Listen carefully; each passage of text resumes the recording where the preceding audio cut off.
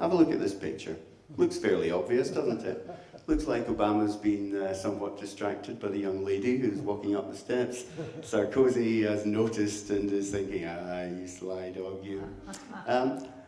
Go on Google and type in Obama, Sarkozy and girl, and it will take you to a YouTube video where you can actually see what happens, because it's quite interesting. What happens is, this young lady is indeed walking up the steps. Obama is in the process of turning round so he can help this lady down the stairs. Sarkozy is not looking at Obama. He actually leans backwards so he can get a better view of the girl as she walks up the stairs. So, sometimes just a snapshot of a disease at any one time doesn't really tell you what's going on. You have to understand the whole course of the disease. And that's very true for MND. We say that no two cases are the same. Yes, if you pick up a textbook, it will say 2 to 5 years progression from symptom onset. And yes, of course, that is often the case. Some people, unfortunately, of course, progress much, much more rapidly. Some people progress much, much more slowly. Stephen Hawking being, the classic case in point.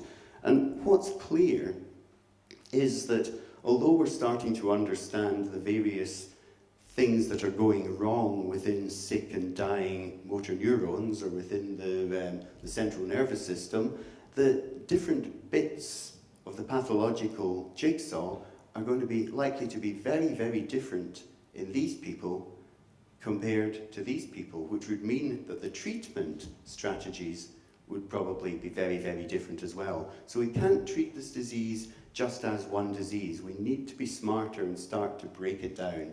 And biomarkers will help us do that, but it has to be done by what we call longitudinal studies. So in other words, following participants through the course of their disease, not just at one single time point. Now, we have been doing this for a while with the Medical Research Council. We've been funding, for example, a study in Oxford called Biomocks, and every 6 months the participants in this study have been going in and having a full neurological examination so we can see what's happening on the outside. They're going into various types of MRI scanners so we can see the changes that are happening on the inside, at least the physical changes. Everybody gives blood samples. A subgroup of real troopers have given up to 6 sequential spinal taps. They really are, absolute heroes in my eyes, because this is an unprecedented resource. There's nothing like this anywhere else in the world, and once you've got this sort of resource, you can start to do some pretty nifty science that I'm not going to go into in much detail today. This is something called proteomics, where you can separate out all the proteins that are found in the blood or in the cerebrospinal fluid, and the pattern of these proteins tells you a lot about the disease. So, I talk about a disease fingerprint. You could almost see that this is a protein fingerprint of what's happening in somebody's spinal cord. The problem is that that study involves about 80 patients, and we need to be doing much bigger studies than that. However, Oxford has combined with one of our other studies at Berks, Queen Mary University of London, and they've come up with some really interesting results. Now, I need to tell you a little bit about motor neuron anatomy here. This is a motor neuron. It's been grown in a dish in the lab. So you can see the main part of the cell. This is actually where the DNA is all found, the cell body. But you've also got this long, thin wire, which is actually where the motor neuron comes out to the spine. This bit's found in the spinal cord. This bit, called the axon, runs out the spine all the way down to contact the muscles. So that can be up to, a meter or so in length. And yet, it's only a few millionths of a millimeter in diameter. So these are incredibly long, incredibly thin cells. And if we zoom in on that part using an electron microscope, you find that there's a very specialized skeleton in there. In order for them to maintain this incredibly long, incredibly thin shape, you need this very rigid backbone. And these things are called neurofilaments. Now normally they'll be doing their job, a little bit like the bones of our skeleton, inside the nerve cell. If you find them outside the nerve cell, in the cerebrospinal fluid or in the blood, that of course means that the nerve cells are degenerating. So you can actually use that as a measure to predict how quickly the disease is likely to progress.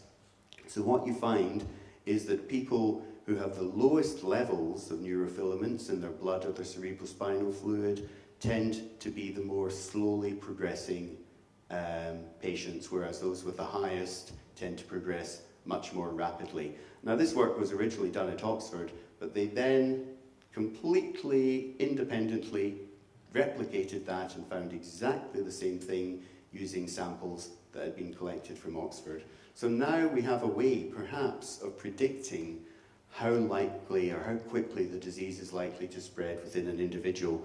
And this is going to be one of the biomarker tests that's going to be used in the drug trial that I'll talk about a little bit later.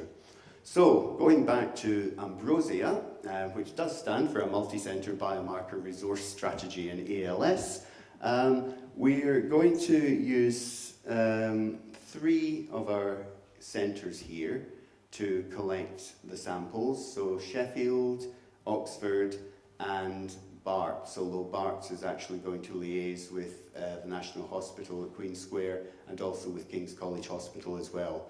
And the idea is that instead of collecting 60, 70, 80 patients, we're going to try and collect samples from 900 people with motor neuron disease who will be visiting these clinics every 3 to 6 months.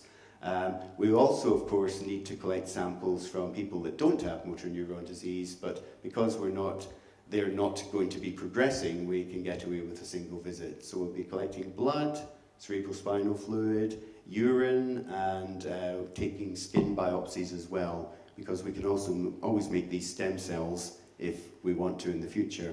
One of the things we can't afford to do, unfortunately, in this study is much MRI scanning. In order to scan 900 people with motor neuron disease every visit, you need probably about £500,000 every time. And that's money we don't have at the moment, but I'm hoping to go knocking on the door of the Medical Research Council in the near future to see if we can get them to fund that part of it. So as I said, some of that work, that neurofilament work, is going to be factored into this new drug study that we're doing. How are we doing anyway? Are you managing to keep with me? Because this is where the science starts getting a little bit difficult.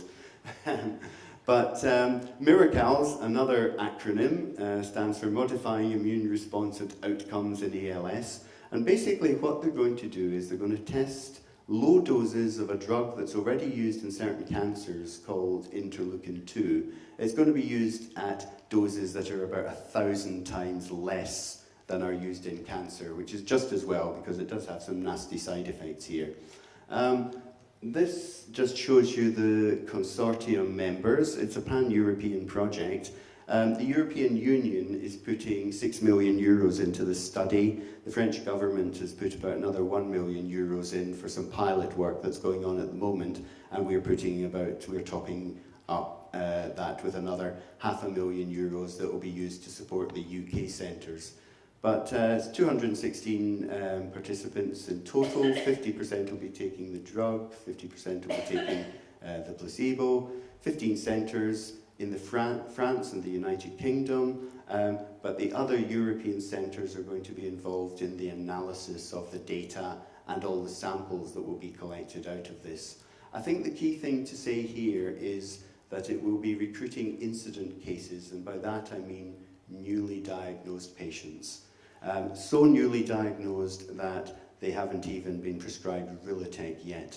And now there's 2 reasons for that. The first one is a very basic one, is that we want to try and catch this disease as early as possible. That will increase the chances that we'll see a positive effect of this drug. But the other reason is that all this blood and cerebrospinal fluid analysis that's going to go on in these other labs isn't just looking at interleukin-2, it's going to be looking at how Riletec works as well. We've had this drug now for almost 20 years. We still really don't know how it works.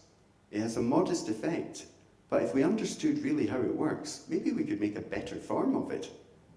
So this is quite unique in that it's actually not just looking at the drug that we want to test, but also at how the existing treatments work as well.